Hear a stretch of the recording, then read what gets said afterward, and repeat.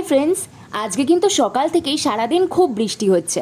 আর বৃষ্টি পেয়ে আমাদের মন যেরকম খুশি হয়ে গেছে, সেরকম কিন্তু গাছগুলোও খুব খুশি হয়েছে। এতদিন এই অতিরিক্ত গরমের পরে যখন সারাদিন বৃষ্টি হচ্ছে, তখন কিন্তু সত্যি গাছগুলোরও আনন্দ আর আমাদেরও একটু শান্তি গরম থেকে।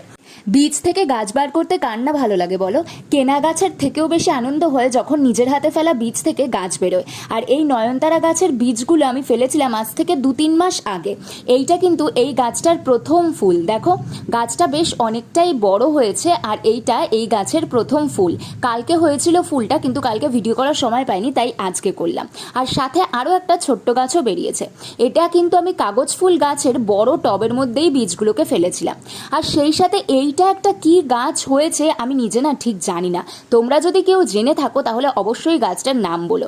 এই গাছটা কিন্তু কোথাও থেকে একটা বীজ পড়েই হয়ে গেছে। আর ভিডিওটা ভালো লাগলে অবশ্যই লাইক করো।